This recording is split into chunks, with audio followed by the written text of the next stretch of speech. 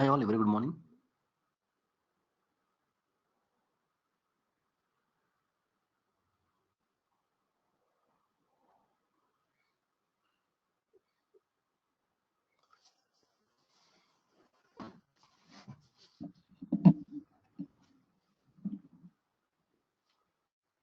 So we'll quickly get back to the S3 part of our course.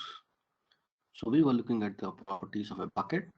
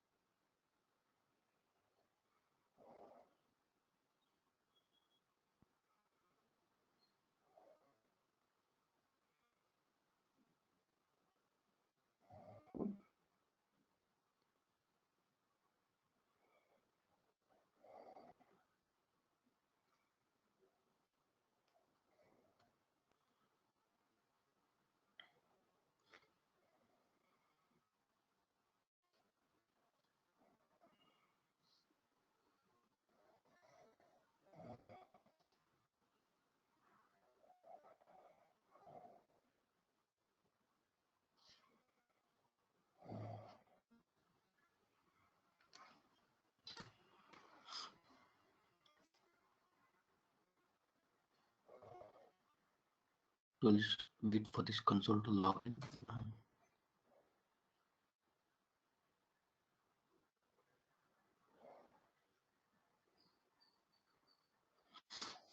I'll be just back in a minute.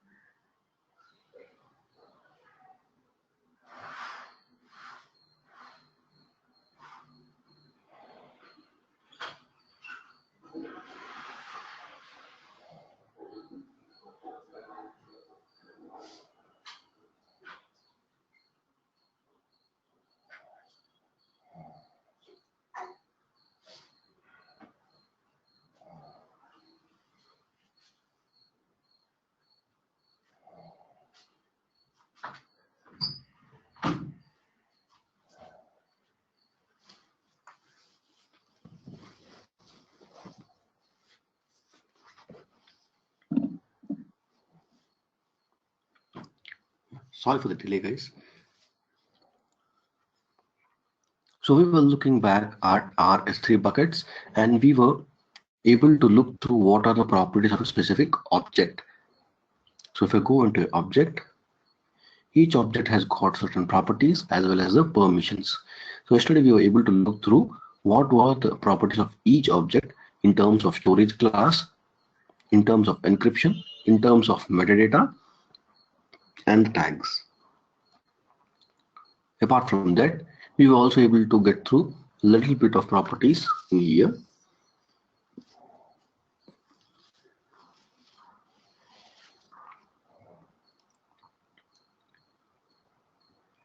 We started looking into the versioning part first, right? So there are two things about versioning, that is either you can enable it or suspend it.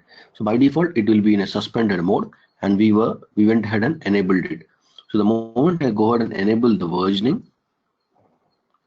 I see this button which is called as versions, hide and the show. So if I click on the show,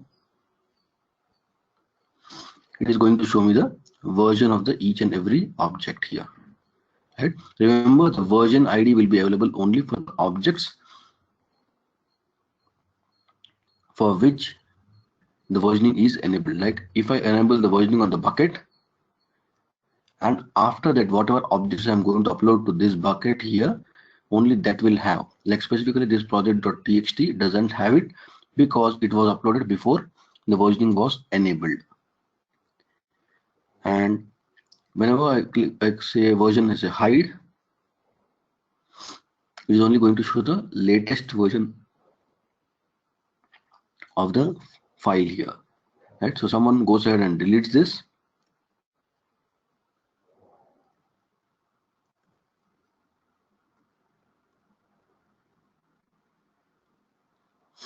so it will not appear when I see it as a version in the hide mode.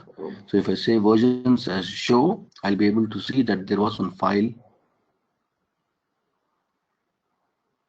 yeah, TCS key pair, first key pair. So there was one file and that has been currently marked for deletion. So there is a delete marker.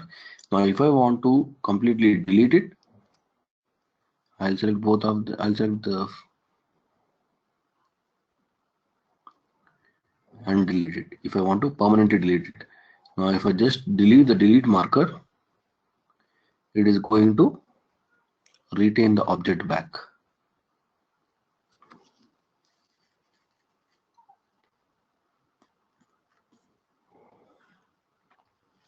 So I got my key pair back here, right? So deleting the delete marker is going to get the object back for me. And in case if I want to go to a specific version, it's very simple. Like for walker.jpg, I'm able to see that there are 3 different versions here, and it is the latest version which is available. So if someone wants to go back to this version, specifically, they can just click and download this, and they will be able to easily navigate. Yeah. Yeah. Show me once again that deleting marker. Delete marker. Okay. Yeah. I'll just hide this. Let's say I want to delete this file.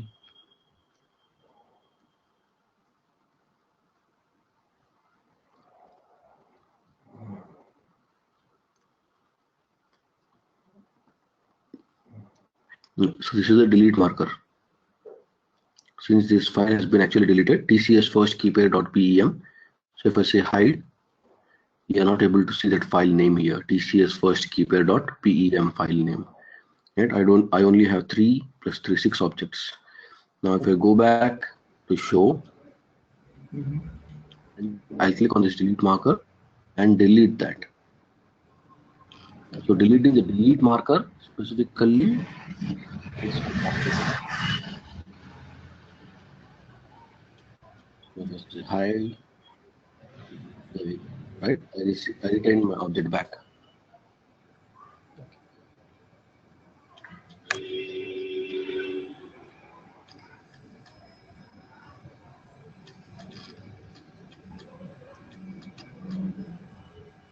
Is that clear, Shiva? Yes. Okay.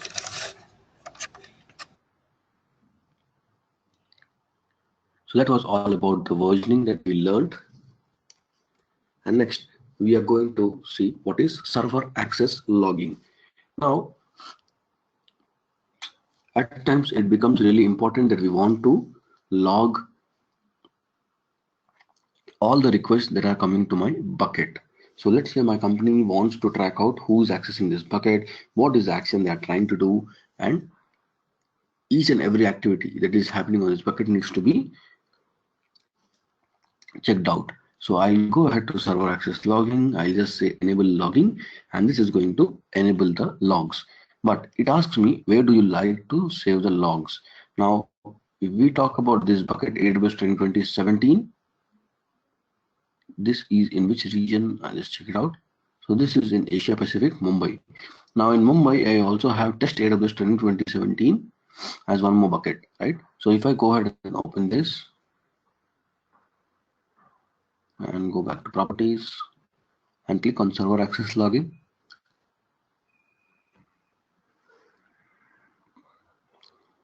so it will ask me to choose a target bucket. So I can write in any of the bucket which is in Mumbai region, right? So when I enable the access, enable the logging, I can go ahead and write the logs in any of the bucket which is in Mumbai region. So this specifically this bucket AWS training-2017, I can write in the same bucket, or I can also go ahead and write in the other bucket that is test AWS training 2017. So I'll choose the same bucket for now, AWS 2017, and then it is asking me if you would like to go ahead and put across any prefix. Like prefix here means if you would like to put across any folder inside which this log should be written. So I can say as logs, this is a folder where I want to go ahead and write all the logs. Here, go ahead and say save. There we go. So it is going to get saved there.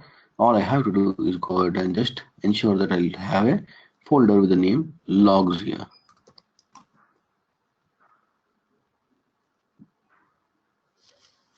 Right. So all the logs for this specific bucket are going to be written inside this place.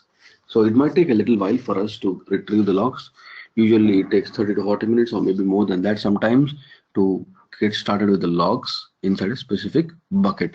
But yes, they will come down where you will be able to track out each and every activity. So for now, we'll just keep it enabled and we'll just check it maybe at the end of the class or maybe tomorrow, where I'll be able to show you how the logs appear, how to decode them to give a insight idea of S3 logs. And next part is static website hosting. So server access logging is very simple. Just go down, click on enable logging, and then just enter everything, and then just say save. That's it. Right. And in terms of the static website hosting, now let's come down. So I can actually host my S3 bucket itself as a website. So there are a lot of websites in the world which are actually static. See, not every one of them is an e-commerce website where you can actually go ahead and place the order or and do something, right? But there are some websites which just want to display the data and just want to showcase what is your product all about, or if you guys are interested, then maybe you can just call them or get through. So there are a lot of websites which has got just static data. So we can actually use this S3 bucket where I can actually go ahead and put through the static website for this through the S3 bucket. So let's see how I can do it. Currently it is disabled in the disabled mode by default. Now all I have to do is click on use this bucket to host a website mode. So what I'll trying to do is just click ahead. I'll say I want to use this bucket to host a website. When I say this specific option to be selected, it asks me what is the index document. Now index document is nothing but home page. So whenever this is the link that I have to give it to my users. So I'll copy this and put it here. So now whenever I go ahead and put this across, it will say that it doesn't have any home page mentioned, right? So I have to go ahead and specifically mention what is going to be the home page. So I'll just say for now index.html, and error document is going to be error.html, and then first go ahead and save this. So I'll have to prepare two files, that is index.html and error.html. So let's open up the notepad. So I'm going to write a very small HTML code.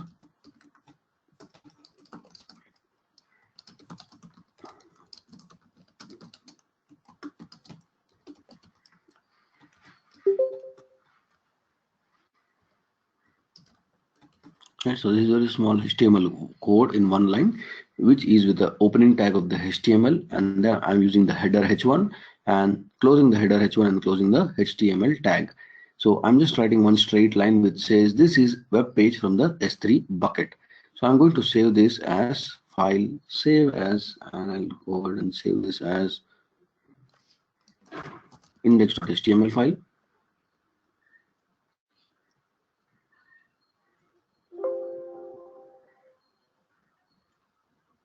Okay, and similarly I'm going to go ahead and create one more file.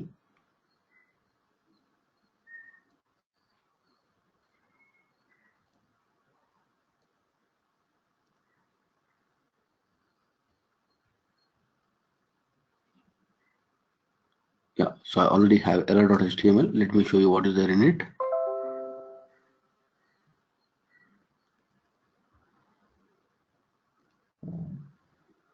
Similarly, I have written one small HTML again, which says you have reached error page. Now I'll quickly go ahead and upload both of these items to my S3 bucket.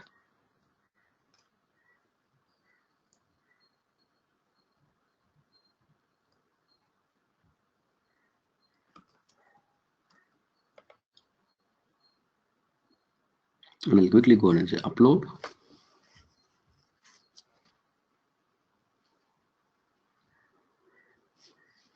So we have uploaded the files. Now let's see if it still works or not.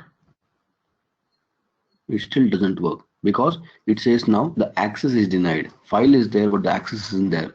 So whenever we are going to make it as a website, now website will be accessible by all the people across the world. So I have to go ahead and make these two files as public, right? So I'll just go ahead and put this across. This is error.html. First make this one.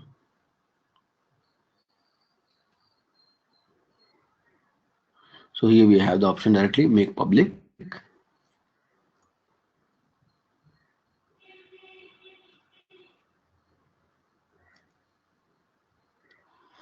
Okay, now if I go down here, you see I do not have index page for now. I guess it didn't get uploaded. So whenever if there is any problem, it is automatically going to refer to this error page. So it says you have reached the error page. Now let's try to go and upload the index page. I guess it didn't get uploaded.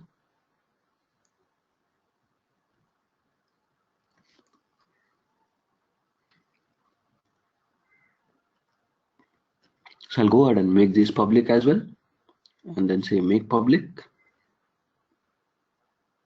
And now if I go back and click on this, it is going to show me that this is the web page from the S3 bucket. So let me give you guys the URL on the chat box, and you guys may go ahead and try to click it and let me know the result that you are able to see at your side.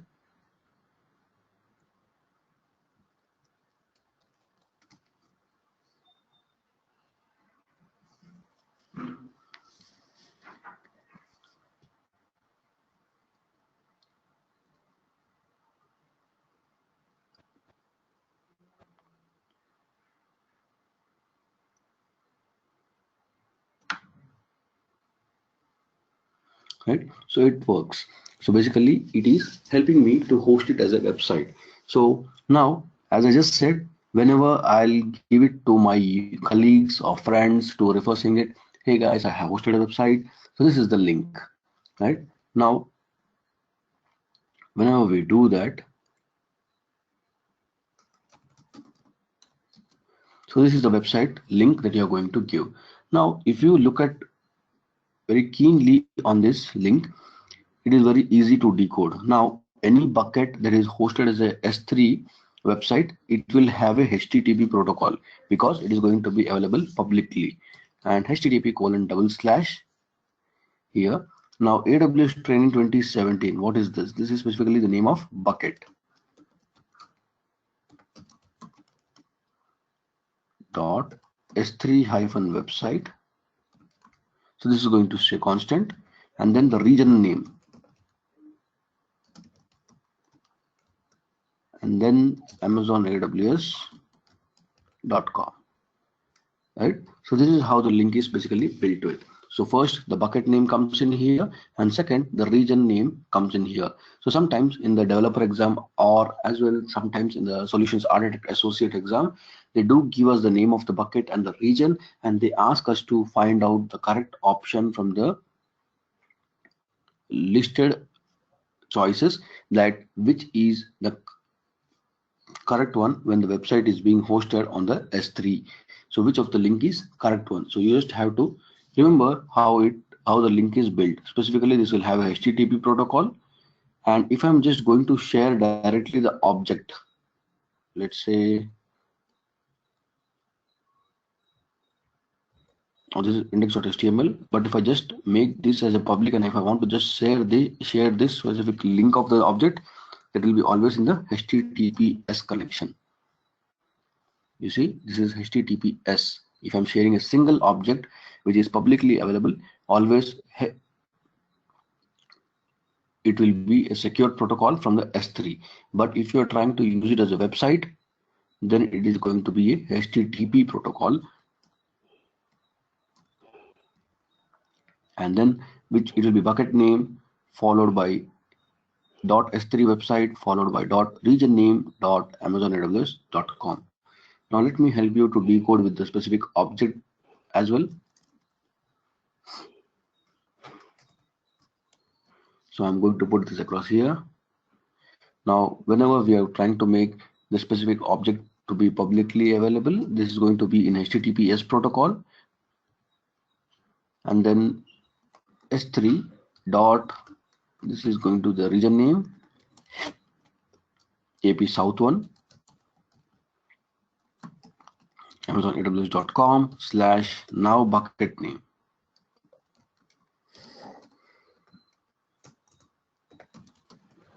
And then / index.html, that is the name of file.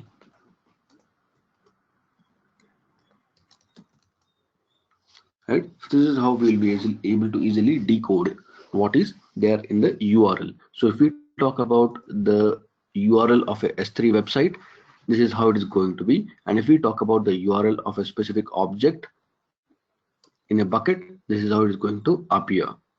So it says HTTPS S3 dot region name, that is AP South 1 AmazonAWS.com / bucket name, that is AWS Training 2017, and then the name of the file. Now sometimes it does become difficult for us to remember the regions. Yes, by the time you are acquainted with the AWS console, when you are going to play around with it, you will automatically know the region names of each and every region. Currently there are 14 regions across the world, and we are specifically currently using the Mumbai region of this bucket. So these are all the regions. Now if you don't know what the region names are, just go down to Google and then say AWS regions,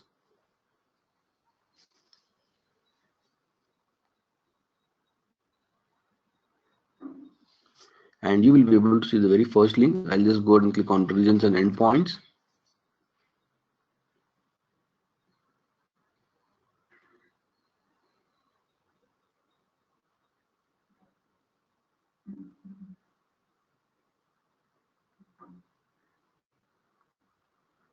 And then if you scroll this page a little down, you will be able to see the names of the regions. Here we go. So it says US East Ohio is the name of the region, and it appears as US East 2. US East, that is North Virginia, it is going to appear as US East 1.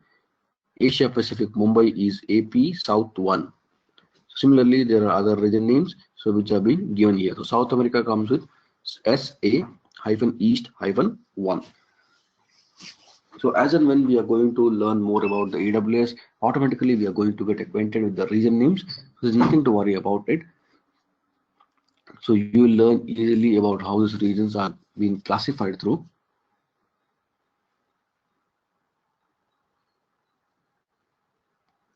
So that was about the static website hosting on the S3 bucket. So all I have to remember is I need to pass two things, that is index.document and the error dot, so index document and the error document, which is in the name index.html here or the error.html.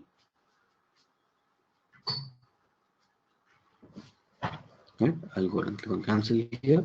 So now my S3 bucket is also hosted as a static website in this specific case. So any questions here on the versioning, server access logging, and static website hosting from any one of you?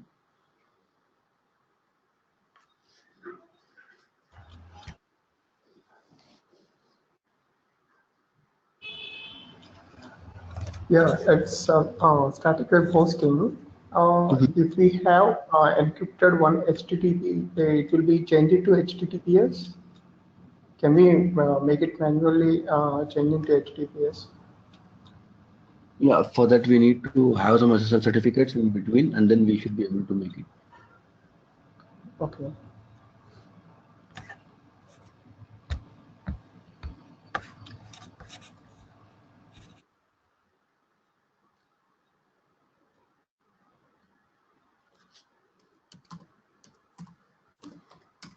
How about others? Any queries or doubts on this part before we move on to the next topic?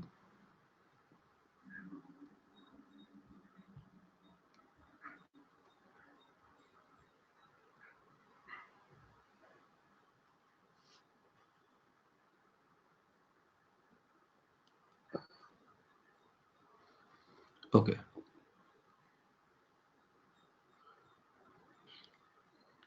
just a second, guys. I'll be back.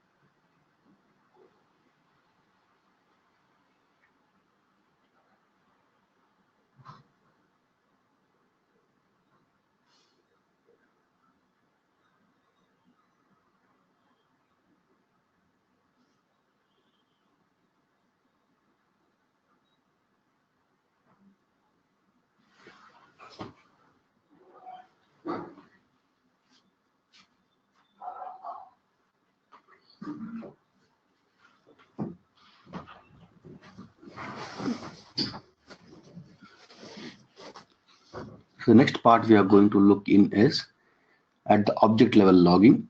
Now we also saw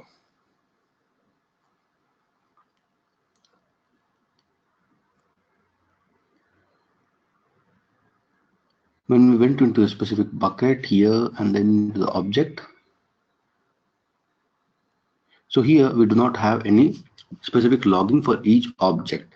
But if you want to have a specific logging on what is happening on each of your buckets object, right? You specifically can go ahead and click on this object level logging. So this has been recently come in as a new feature which has been added to all the S3 buckets. Specifically, if you want to track the object level logging, you need to specifically have a cloud trail in the place. Now what is a cloud trail? So if you go down to the services here and check out in the management tools, you will see one specific service called as cloud trail. Now cloud trail is a place where I'll be able to log all the requests related to each of these services. So if I want to see what's happening on my AWS account in each of the service, what is a specific person trying to do, from which IP address, what request is coming, I'll be able to put through across with the help of only the cloud trail. So what we have to do in this case is specifically I have to go ahead and create a trail here. So let me show you. I'll just click on services. I'll go down to the cloud trail, open it in the new tab.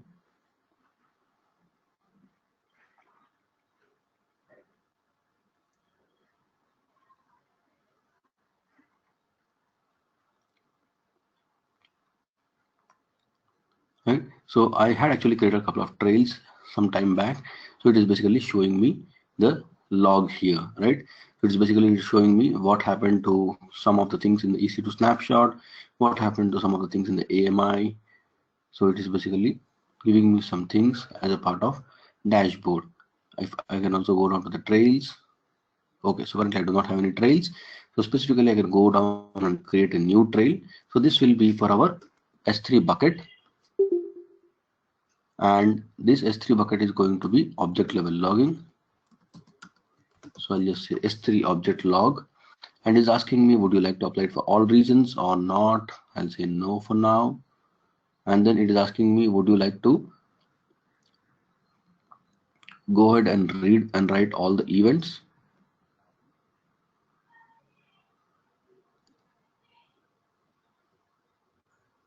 Okay, once again, let me reshare the screen.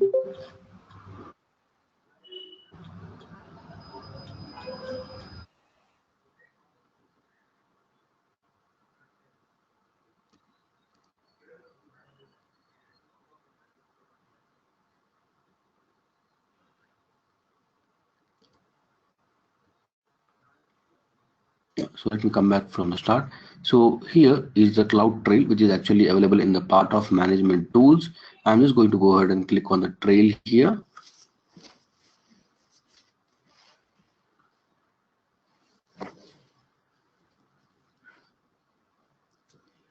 So specifically, we have to go ahead and create a trail.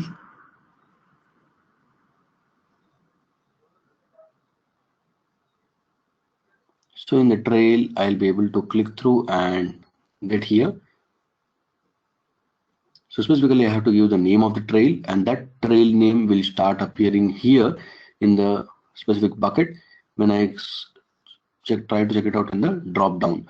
So here it says you can choose a trail in the same region as the bucket to get a trail onto, right? So whatever trail I'm going to create, it should be a part of the Mumbai region itself, right? So currently we are trying to do it in North Virginia for the cloud trail, then it is not going to work. Specifically, I have to go ahead and change the region to Mumbai and then create a cloud trail, because this bucket is specifically in Mumbai region. So it's very simple. When I click on the object logging here, so it is going to, currently it is in disabled state. So if I want to go ahead and enable, all I have to do is just go ahead and select a trail here, and then I'll have to start creating the object level logging. So how do I get a trail? I have opened up the AWS console in the new tab. I have clicked on the services. I went to cloud trail in the management tools. I click on this cloud trail.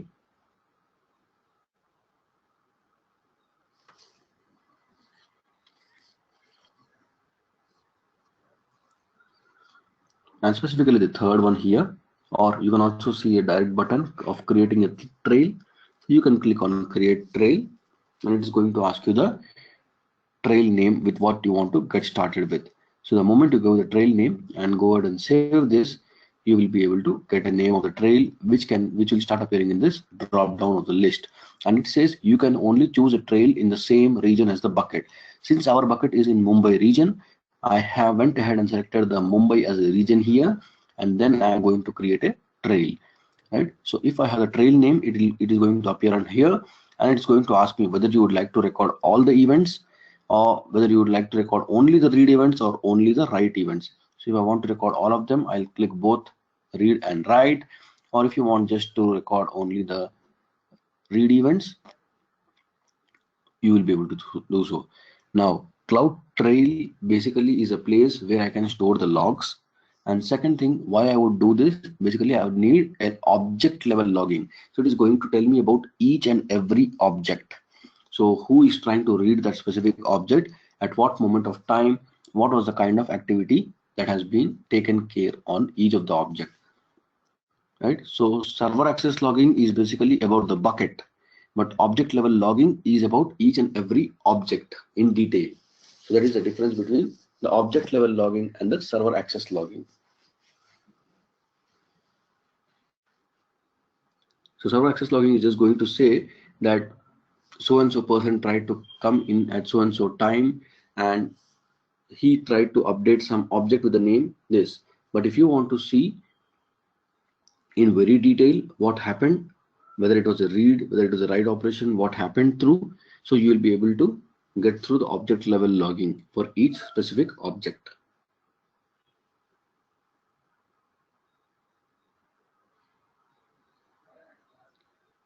Event is basically letting us know whether you want to track all the read operations or whether all the write operations. So here we have events, which means it is going to track. Now let's say whenever I upload any object to this bucket, like this index.html or http.conf and error.html. So whenever I share this bucket, now some people might only want to download and read it, but there might be colleagues in my team who also want to update the documents. There might be people who want to add the new documents, right? So I also want to track what is happening with the new documents or with the existing documents as well, right? Who is trying to update or do something as such. So for all those things, I have this write events. So we are going to track both of them, the read events and the write events.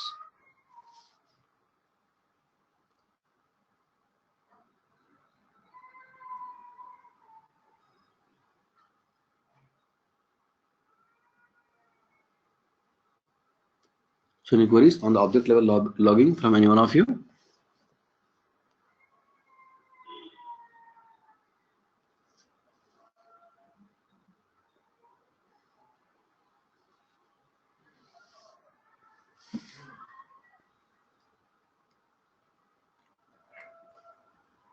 Okay. So for now, I'm not going to create any object level logging. We'll come to this cloud trail in little more detail while we are going to explore the application services. And then we have the default encryption, right? So when I click on the encryption, we have two different types of encryption, that is AES 256 and AWS KMS.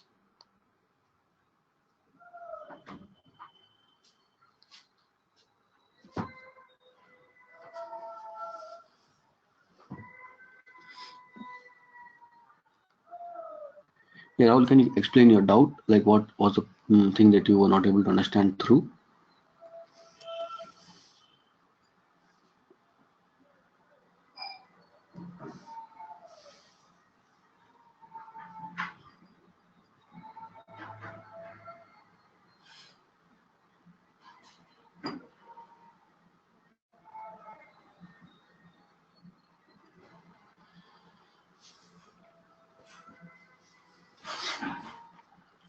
Okay.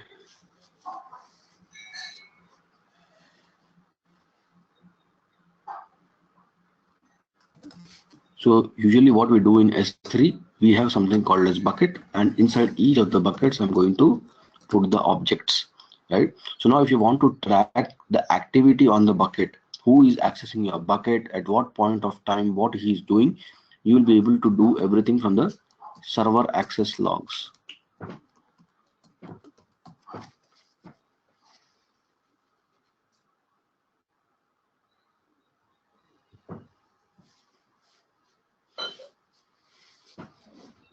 Right, so server access logs basically help me to let me know what is happening on my bucket. Now my bucket can have around thousands of objects, or some maybe say millions of objects. So if it is something like Instagram app, I'm trying to host on the AWS, and I'm trying to store all the images on my S3, then it becomes difficult, right? So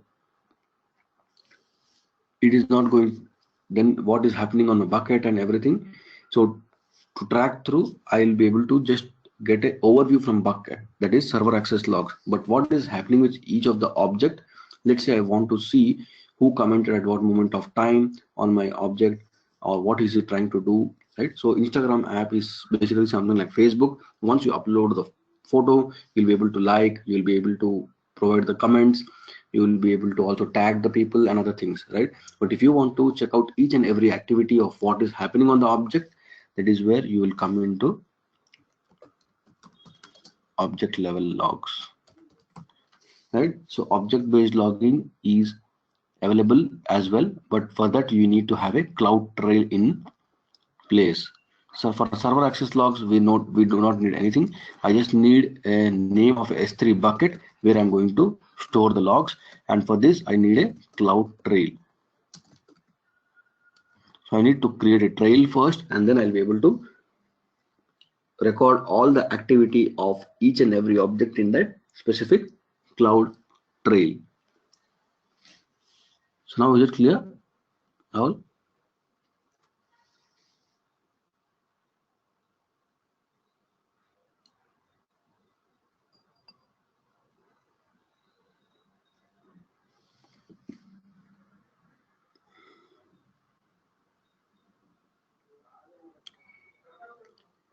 Thanks.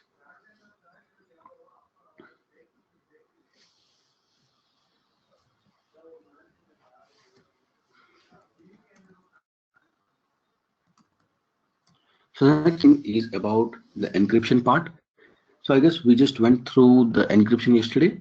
We learned about the different types of encryption and how we can encrypt the objects as well, right? So basically we have two types of encryption overall to say.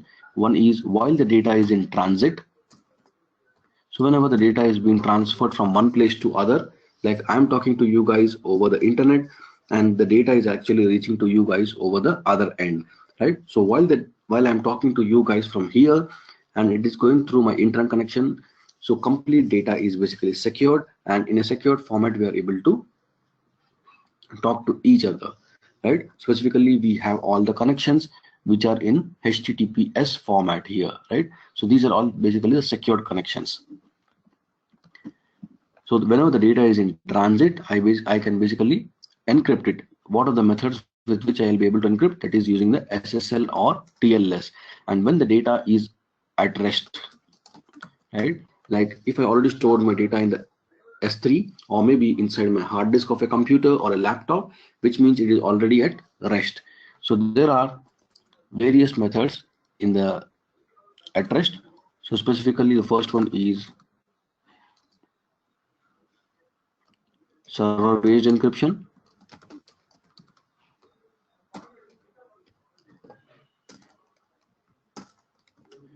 and the second is client-based encryption. Now in server-based, again we have three of them. That is SSC S3. The second one is AWS KMS, and the third one we have is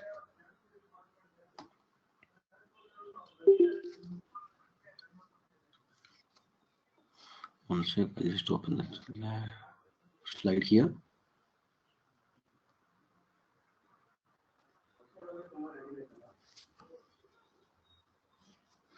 Third one we have is SSCC, that is customer based the key that we can create in our laptop, and then we'll put it across into the server-side encryption with the customer provided keys. The customer is going to create a key, and he is going to put it across on the Amazon S3 cloud, and then we will be able to encrypt with our own keys. And finally, we have client-side encryption. Let me give you a quick overview what we discussed yesterday. So we know that there are two ways. One is in transit. So while the data is in transit from one point to other, we need the data to be encrypted. So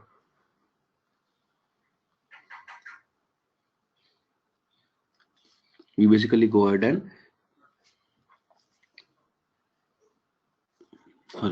so while the data is in transit, we want to go ahead and encrypt it. So we basically use the methods like SSL or TLS.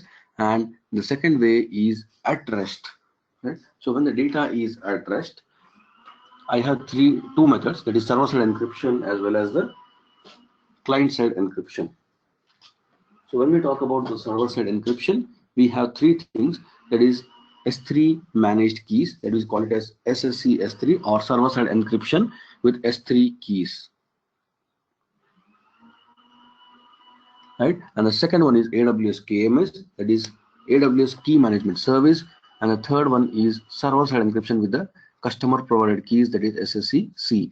And client-side encryption is basically where I'm going to encrypt the data on my laptop or computer itself, and then I'm going to upload it here.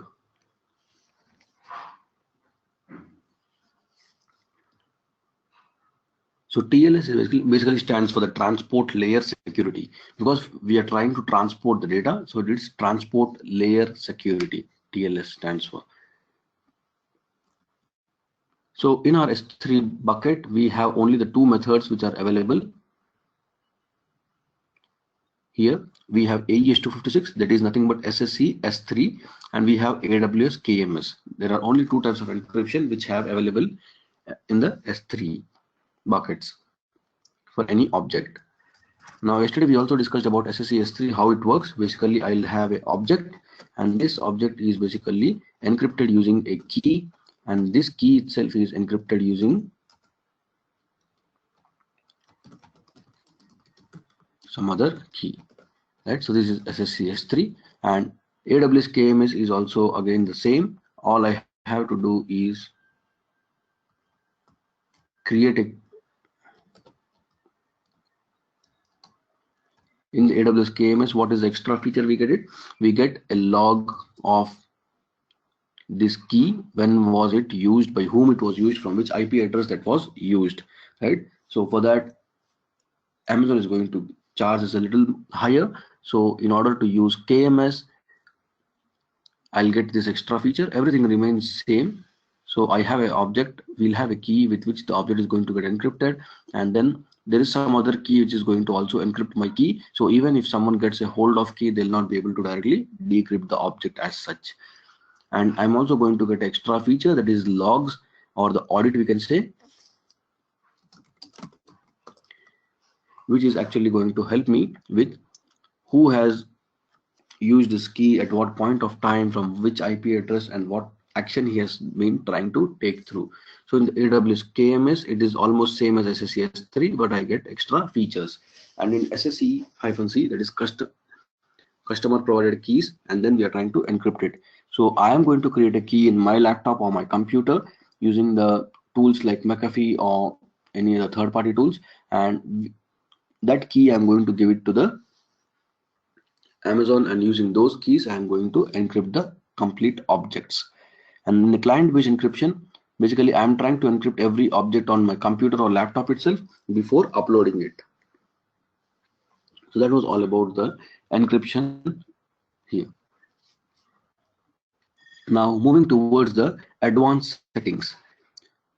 So tags, I guess we have already discussed about it. So they help us to manage the cost. They also help us to organize the data, as well as easily help us to find it across. And next we have transfer acceleration. So in transfer acceleration, what happens? So I'll just show you here. Want to compare the data transfer by speed.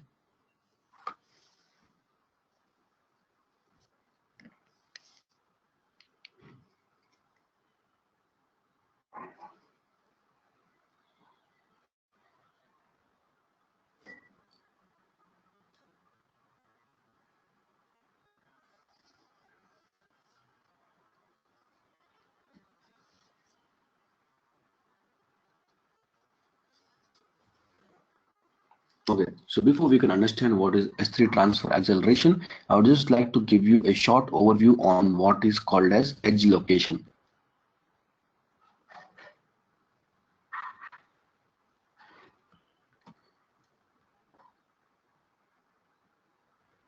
Have you guys ever heard about what is called as CDN, Content Delivery Network? Any one of you?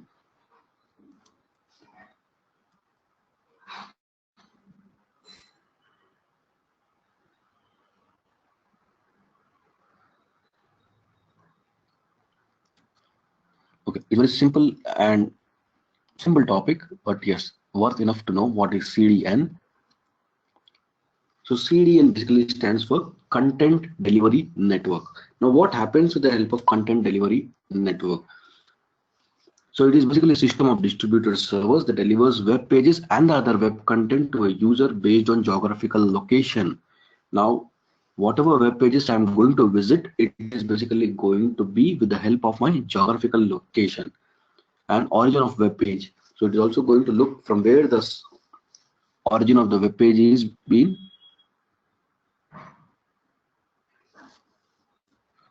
I am showing the CDN page. Is it stuck for everyone?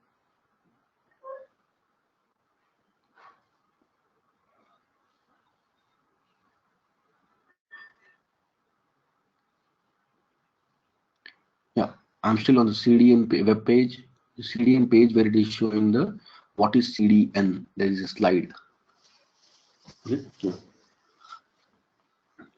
So based upon the geographical location of the user and the origin of web page, we are going to use this content delivery network, which is going to help us serve the content better. Now let's try to directly look into the example part here, how we can make use of CDN. So this is a world map on which I have a server situated in the London, and I have the people across various places in the world who are trying to access my server. So there are some people in India, there are some people in Australia, there are some people in Africa, there are people in some South America as well in the North America. Now for the people who have a very good internet connection, for them it doesn't matter. But yes, this is going to be something like this. Each user is going to try to hit directly to my London server to access the web pages. But for the people who are in good countries like North US or maybe in Australia who have a good internet connection, they will be able to connect it faster. But still the people in Australia will have a little latency because they are very far from London, while when compared to the person who is in US, for them it is very nearer. Similarly, for India, now that situation has little improved over the internet, we can also be able to access it faster. But for the people in the South America and in the Africa, it is really a different situation. They do not have that great internet connection as we all have it. And to access the server in London, it is going to take a long while. So let's say it is something like a YouTube website. We all remember how it was a couple of years back, right, when the internet was not that great, and if we had to use the 2G connection, and if you had to look out for a complete video, you had to keep buffering all the time. The same is the case with the people in the South America as well in the Africa, for them to access the internet. Now how can we improve the situation for this place? It's very simple. I'm going to introduce something called as edge location, which is a part of CDN, that is Content Delivery Network. Now, what is the edge location? I am going to place a lot of different edge locations across the world where the content is going to be cached. So let me show you the next picture. So here, if you see on the world map, I have placed across a lot of red boxes. These red boxes are nothing but the edge locations, and this is the place where I'm going to cache the content. So I'm going to cache the content from this website so that the other users in this place will be able to access it much faster, right? So this is the location where the content will be cached, and this is separate to a AWS region or AWS availability zone. So there is no relation for the edge location with the AWS region or the availability zone at all. So it is different from there. Now again, looking back at the example, I have certain number of users across the world who are going to access my London web server. Now what happens in this case? The very first time the person is going to hit a request, of course the first person is always going to get a little delay, we cannot help it. Of course, someone has to go through this place. So when the first person has been hit a request to the London server, now the request goes to a nearest edge location, and that edge location is trying to talk to the London web server.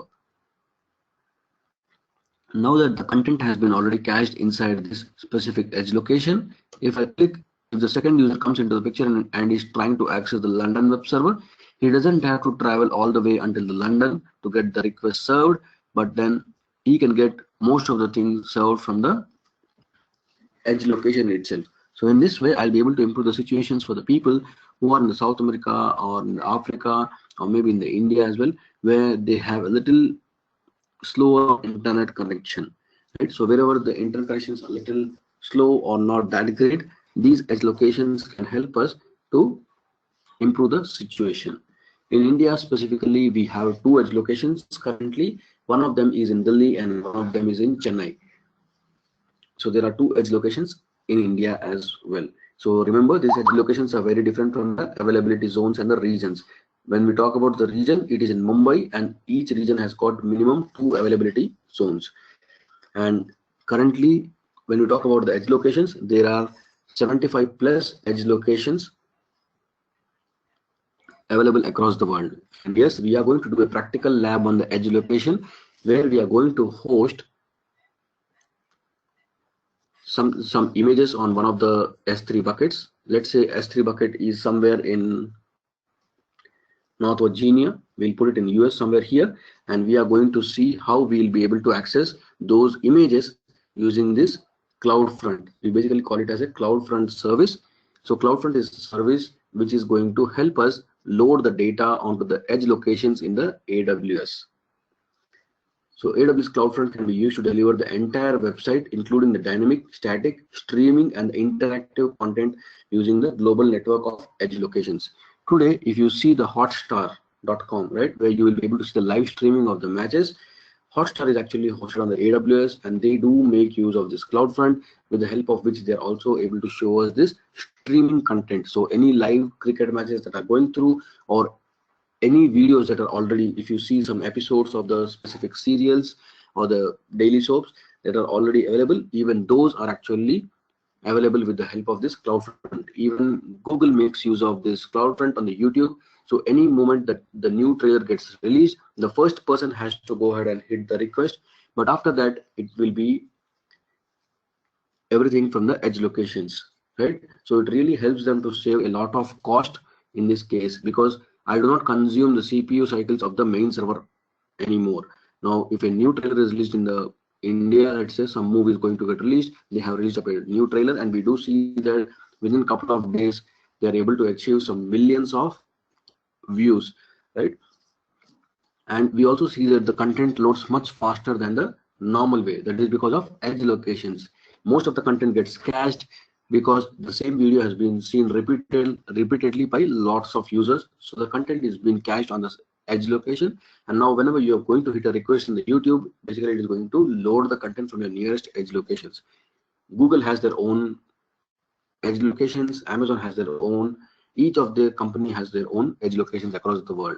Specifically, Amazon has got more than 75 plus edge locations across the world.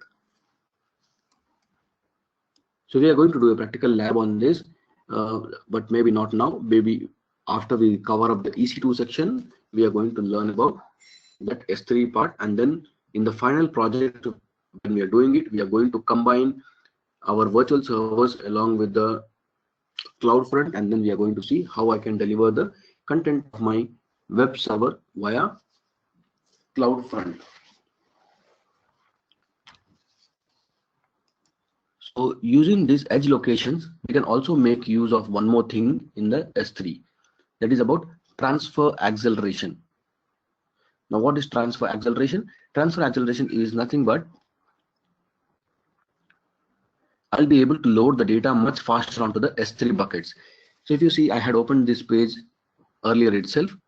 It is going to show me if I make use of direct upload, or if I make use of this accelerated transfer, that is using the edge location. If I'm trying to transfer or upload the data to the S3 bucket, will it be faster? Of course, for me, it is not in India, because in India, we are if you are trying to upload directly to the S3 bucket, then it is going to be, yeah. So it says if I use the direct upload speed, it is going to be faster. And if I use the edge location, it is going to be 27% slow, right? So you are able to see within how much time does it get uploaded here. So specifically, there are a lot of results here. So if maybe in the case of Tokyo, it is going to be 2% faster. Similarly, if I am trying to upload something to Sydney, it is going to be 21% faster. In Sao Paulo, it is going to be 6% faster. So you can always go ahead and check out these results. So currently it is doing it for CS Central, that is Canada, and then it is going to check out for the London servers as well. So wherever the Amazon regions exist, you will be able to do this speed transfer. All you need to do is go down to your S3 bucket, click on transfer acceleration and click on this data transfer speed, and then it is going to let you know whether the accelerated transfer is better or the direct upload is better, right? So it is going to give you a comparison of each of the region. It is going to take a little while for it to give a complete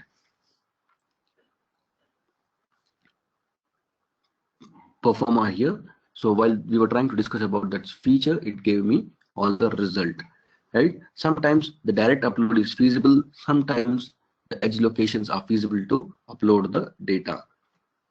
So if I enable this, I have to use this endpoint where it is, no, to check the charge, to check the speed, it is not chargeable. So to check the speed, this is not chargeable, it is just trying to check it by itself. So if I enable this, we are basically going to use this endpoint from where we are going to upload the data to this S3 bucket. So for now, I'll keep it suspended and say save.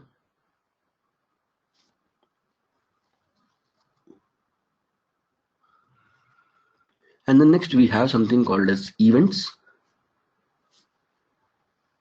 Now let's say you want to get a notification for each event. Like let's say we all are part of this S3 bucket, which is AWS training-2017. Sometimes you guys are uploading some data, sometimes I am uploading some data. Let's say all our video recordings of this session of AWS training, I'm trying to keep it in this bucket, for example. Now whenever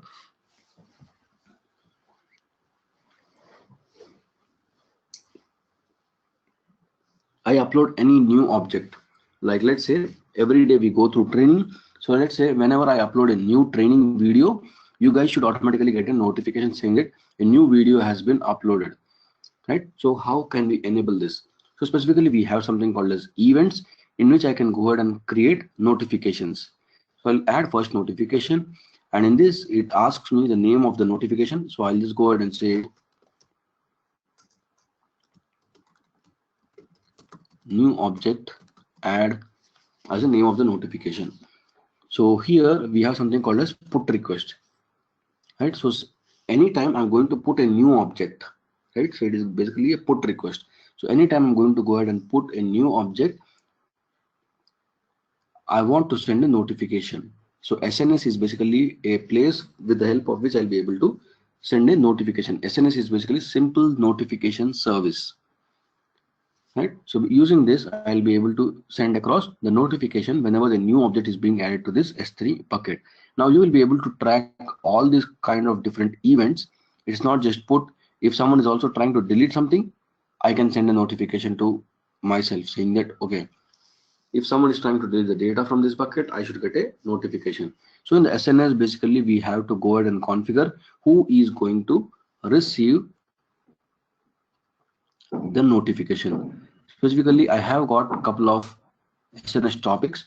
So we are going to learn about SNS in much more detail on how to create a topic, how to add your email IDs, other things. So basically, I'm just going to combine this notification part of S3 bucket with the SNS so that I'll be always notified on what is happening. So I can always click out on all the events. In this case, it is going to show me whenever there is some delete, whenever a delete marker gets created, or whenever someone has put some new object, or If RRS object is specifically lost, as you all know, in RRS, that is reduced redundancy storage, out of every 10,000 objects, there is a chance that I lose one object. And if you want to track which was that one object that is lost, you may want to enable this RRS object lost notification, which is going to help you which was that specific object that is lost. Now we also have something called as prefix and the suffix. So if we talk about the prefix, specifically you can say that I want to get the notifications only for the folder.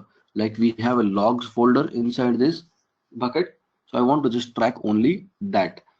And maybe let's say if you want to talk about the suffix inside the logs, maybe let's say I have some files with the name .txt, sometimes with the name .log itself. So I want to get all the notifications related to the only .log files. So I'll just say star.log here. So I'm going to get a notification about all the files that are basically with the star.log. Yes, in the SNS we do have a lot of different ways in which we can get notifications. One of them is email, other is SMS. You can also get a notification on the mobile. You can configure any kind of event. It can be a HTTP endpoint, it can be a HTTPS endpoint, it can be a SMS, email, or a mobile notification as well. And you can also, if you want to process the data, let's say, now we all know whenever I go ahead and store the data on the Facebook or Instagram, what happens is, let's say I am uploading a size of image which is of 5 MB, right? Now I am trying to upload all the high clarity pictures onto the Instagram or the Facebook. Now if the same starts appearing in my Facebook feed or in the Instagram feed that you guys are seeing through in your mobile, it will be very difficult if the Instagram also gives you, no, there is no direct option. We have to use the SNS topic for us to get notified. Yeah, so we were talking about the Instagram feed. Now let's say if I try to store everything in the high quality images in the Facebook and Instagram app of my account, and same starts appearing in the feed, because let's say I have 100 friends, so all the 100 friends in their feed get that Pawan has uploaded some new photos, and these are the photos. Now if Instagram starts showing all of the photos that I have uploaded with the higher size, let's say 5 MB each, and if it also starts showing the each photo of 5 MB, then it is going to take a lot of time for you to load the photo in your Instagram feed and see it. So what basically happens, whenever we upload any high quality image to Facebook or Instagram, they are going to actually process it, and then they are going to store it in a different format which is in normal size and is easily loadable on the Instagram or the Facebook feed, right? And if they really want to download the original image, you will see that there's a download option always available in the image, and it gives you options if you want to download a high quality image of what the person has actually uploaded. So in this, again, we also have something called as SQSQ and the Lambda function. So with the help of SQSQ and the Lambda functions, you can actually process the data. So let's say anyone is trying to add a new object, which is like a image, and I want to go ahead and process it. So I can actually send it across to the either SQSQ, or maybe I can also send it to the Lambda function, which is going to process that image. So using this events, it's not just about the notifications, but we can also go ahead and process the data using the SQSQs and the Lambda functions. So any questions or queries here on the part of events?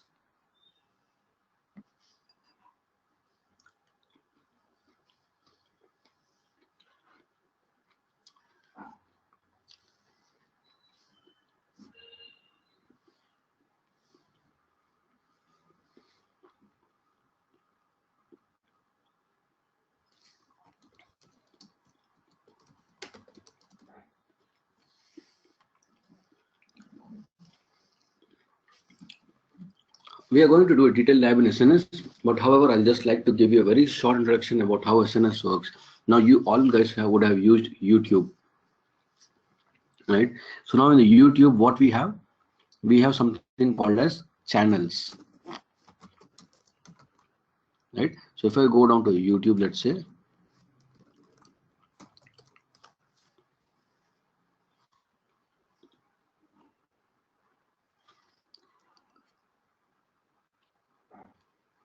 right? Let's say we talk about this V6 News Telugu, which is basically a channel, right? Now what happens in this channel? I do get a button to subscribe here, right? So similarly, I have to create a channel first. In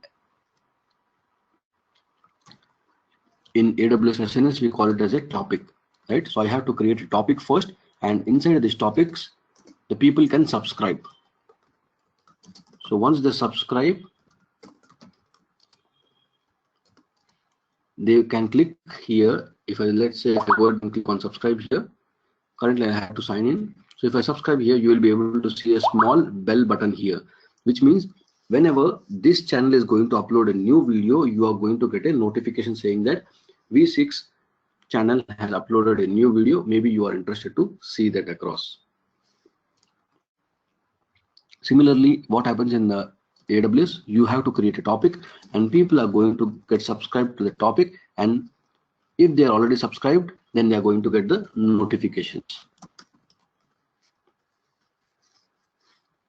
Okay, and talking about the SQS, SQS is basically simple queue service,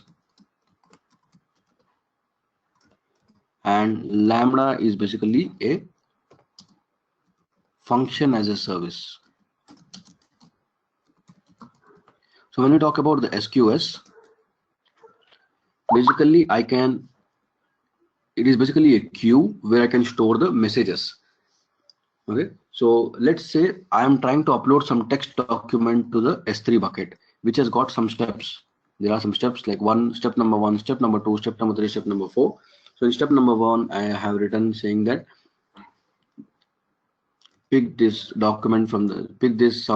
download some content from this URL, process this content from the URL, and then store this content into other S3 bucket and something else. Okay, I have some text document which has got certain number of steps.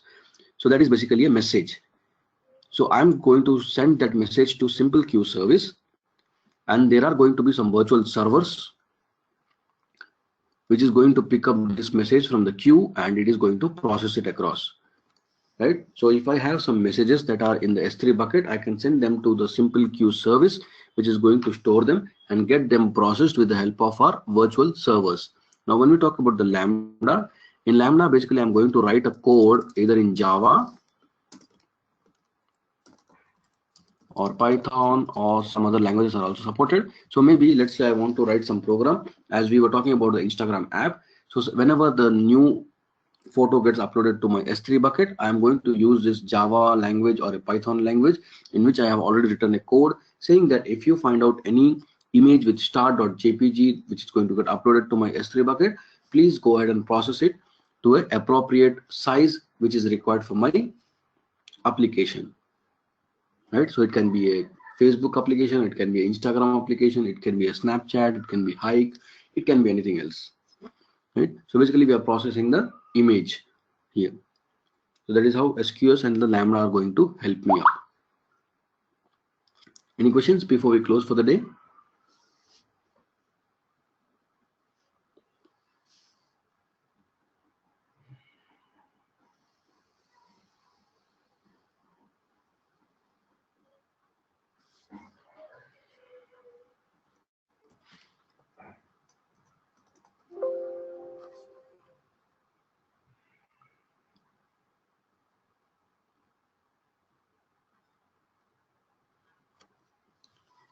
How about others? Divya, Ganesh, Rahul, Shiva?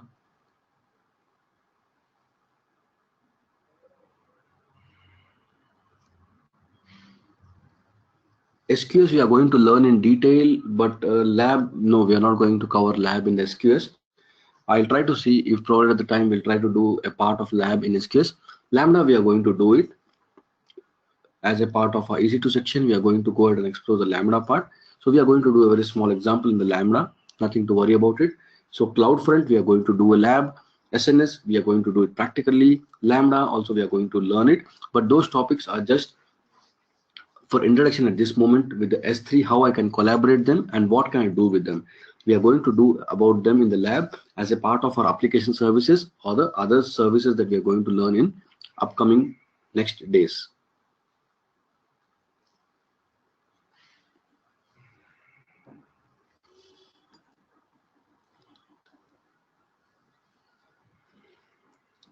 Okay, so that is it for today, guys. So we'll continue back to explore the S3 section a little more, and then we are good to close the S3 section, I guess, by tomorrow, and then we are good to move to the next part, that is EC2 section, which is completely a backbone of the AWS. That is where we are going to learn how to launch virtual servers, what can we do with it, and other things.